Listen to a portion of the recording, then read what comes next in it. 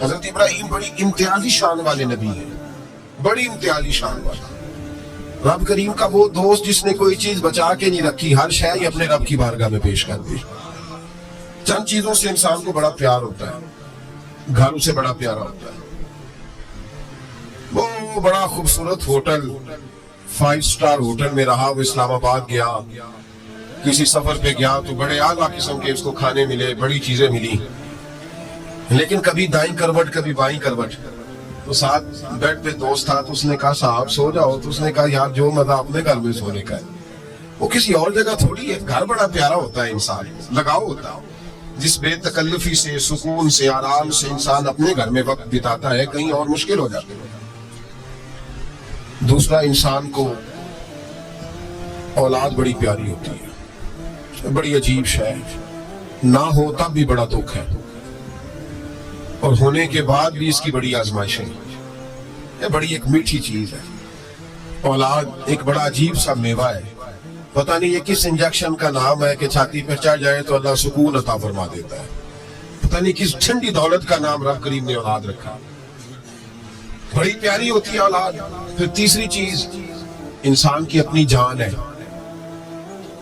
اور یہ اتنی قیمتی شے ہے کہ اللہ کریم نے فرمایا کہ اگر تیری گردن پہ کوئی آدمی پستول رکھ کے، تلوار تیرے گلے پہ رکھ کے کہے نا کہ رب کا انکار کر دے ورنہ مار دوں گا، تو فرمایا وقتی طور پہ میری ذات کا انکار کر پر جان بچا جا۔ اگر تو مرنے کے قریب ہو گیا ہے اور حرام شے کھائے بغیر تو بچ نہیں سکتا، مر جائے گا، تو فرمایا چل تو اس طرح کر، حرام کھا کے جان بچا، پر جان بچانا فرض ہے، ضروری ہے۔ وطن بڑا پیارا، اولاد بڑی پیاری، جان بڑی پیاری۔ اور حضرت ابراہیم سے رب کریم نے فرمایا چل ابراہیم کوئی چیز دے، تو کہا یا اللہ تینوں ہی تیرے نام پہ قربان کرتا ہوں، تیری ہوئی ساری، ہر شے تیری۔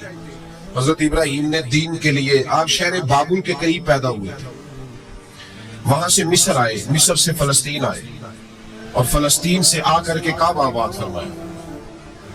زندگی سفروں میں گزری، سفر ایک تکلیف والی چیز ہے، پر حضرت ابراہیم نے وطن چھوڑ دیا، گھر چھوڑ دیا۔ جان بڑی عزیز ہوتی ہے اصل میں نا، جب انسان جدوجہد کرتا ہے نا دین کے لیے تو اس کے رستے میں بڑی چیزیں آتی ہیں، کبھی اولاد، کبھی گھر، کبھی باہر، کبھی حکومتیں، کبھی سیاستیں، کبھی چدراہٹیں، اس کے رستے میں بڑا کچھ آتا ہے اور اسے ہر چیز کو فیس کرنا پڑتا ہے۔ گھر کے اندر بھی جنگ ہوتی ہے اور گھر کے باہر بھی لڑائی ہوتی ہے، یہ آسان ہے ہی نہیں۔ ہم تو خیر ہتھیار چھوڑ کے پھینکنے والے لوگ ہیں، ہم بھولے بھالے لوگ ہیں، ہم کہتے ہیں میں نے تو کہا تھا مہندی نہ کرو، پر بیٹے نہیں مانے، بولے جو ہوئے۔ اسی طرح حالانکہ اگر وہ بیٹا کہے نا کہ ابا جی لاؤ زندگی میں سارا کچھ میرے نام کرو، تو پھر ہم بولے نہیں ہوتے، اور اس وقت ہم تیز ہوتے ہیں، کہتے ہیں یہ کیسے ہو سکتا ہے، ہاتھ کاٹ کے دے دوں، اس وقت نہیں۔ دین کے معاملے میں بولے ہوتے ہیں، بیٹا بد مذہب کے پاس جا رہا ہے تو اس وقت ہم بولے بھالے ہیں، کوئی عرض نہیں، لیکن اگر وہ اپنی پسند کی شادی کرے ہمیں کراس کر کے، پھر ساتھ ہی ہم تیز ہو جاتے ہیں۔ تو حضرت ابراہیم نے جب دین کے لیے نکلے تو جد و جہد کی، گھر کے اندر بھی گھر کے باہر بھی۔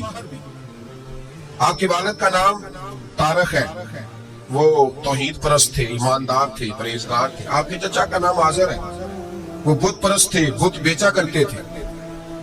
حضرت سیدنا ابراہیم علیہ السلام جب میدان عمل میں نکلے تو حضرت ابراہیم علیہ السلام نے اپنے گھر سے جہاد شروع کیا، لڑنا پڑا، گھر کے اصولوں سے، چچا نے جو رواج بنائے ہوئے تھے اس رواج سے ٹکرائے۔ فرمایا میں اپنے گھر کے اندر یہ بت پرستی نہیں ہونے دوں گا۔ چچا کو ایک دفعہ نہیں، بار بار 100 دفعہ سمجھایا۔ آپ کا چچا بت بنا کے بیچا کرتا تھا۔ حضرت ابراہیم علیہ السلام تھوڑے بڑے ہوئے تو کہنے لگا کہ چلو میرے ساتھ، تم بھی بت بیچنے ہیں، ہمارا کاروبار ہے۔ حضرت ابراہیم ساتھ نکلے تو بت پکڑا ہے، گندے پانی کے اندر اس بت کو ڈبوتے ہیں، کہتے ہیں کسی نے خریدنا تو خرید لو، نہ یہ نفع دے سکتا ہے نہ نقصان دے سکتا ہے، جو اپنا آپ نہیں بچا سکتا تمہیں کیا بچائے گا، خریدنا تو خرید لو۔ چچا کہنے لگا تو کاروبار چمکا رہا ہے کہ تباہ کر رہا ہے۔ گھر میں بڑے معاملات خراب ہوئے، جھگڑے ہوئے، لیکن حضرت ابراہیم علیہ السلام ایک منٹ کے لیے بھی اپنے گھر کے اندر بھی کمپرومائز کرنے کو تیار ہے۔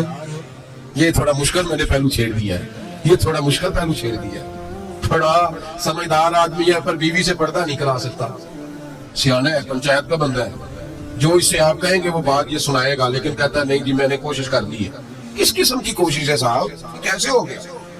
حضرت ابراہیم علیہ السلام نے گھر کے اندر سے فرمایا نہیں کرنے دوں گا، گھر کے اندر بھی ٹکرائے، فرمایا تم جو بھی ہو پاش پاش کیا چچا کے اصولوں کو، اور باہر جب نکلے تو صرف علاقے کے چیئرمین سے نہیں ٹکرائے، ایم پی ایم این اے وزیر مشیر سے نہیں ٹکرائے، سپر پاور نمرود دنیا کا واحد حکمران تھا اس وقت، دوسرا کوئی حکمران ہی نہیں تھا،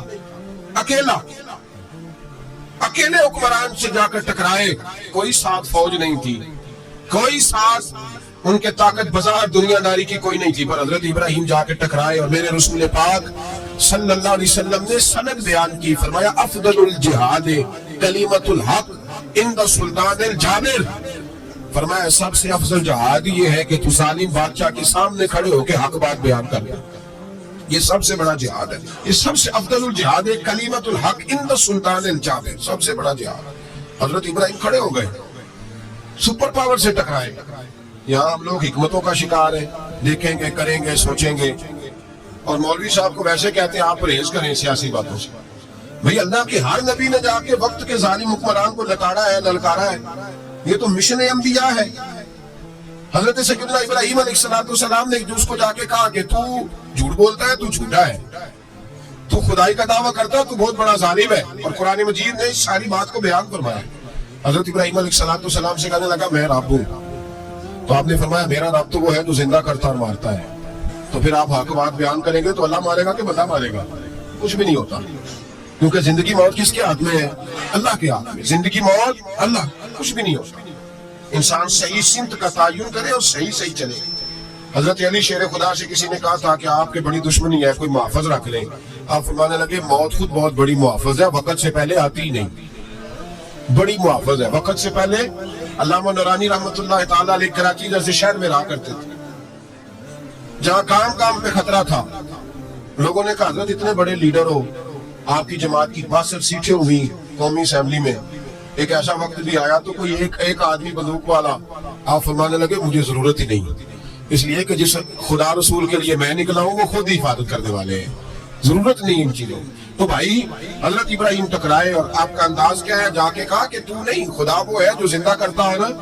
اس نے ایک بیوقوفوں جیسی دلیل دی، ایک آدمی کو کل پھانسی دینی تھی تو اس کو بلایا، کہنے لگا تجھے کب پھانسی ہے؟ اس نے کہا کل، کہنے لگا جا تجھے آزاد کیا، زندگی دی، اس کو چھٹی دے دی۔ ایک عام آدمی بیچارہ بیٹھا تھا، اس کو پکڑ کے نا کہنے لگا اس کی گردن اڑا دوں، کہنے لگا دیکھ لو میں بھی زندہ کرتا اور مارتا ہوں، وہ جو کل مرنے والا تھا میں نے زندہ کر دیا ہے، اور جس کو پتہ ہی نہیں تھا کہ میں نے مرنا ہے اسے پکڑ کے میں نے مار دیا ہے۔ یہ بیوقوفوں جیسی دلیل ہے۔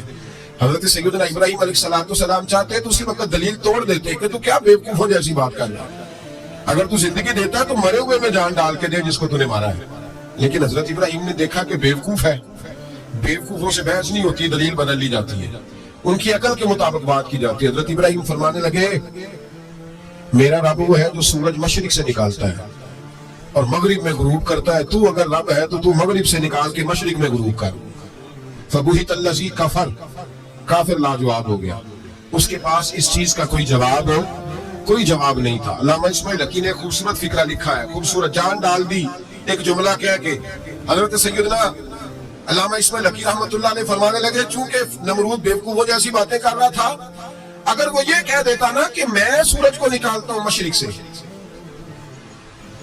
میں غروب کرتا ہوں معاذ اللہ مغرب میں میں نکالتا ہوں، تو آپ اپنے رب سے کہیے کہ وہ مغرب سے نکال کے مشرق میں غروب کرے۔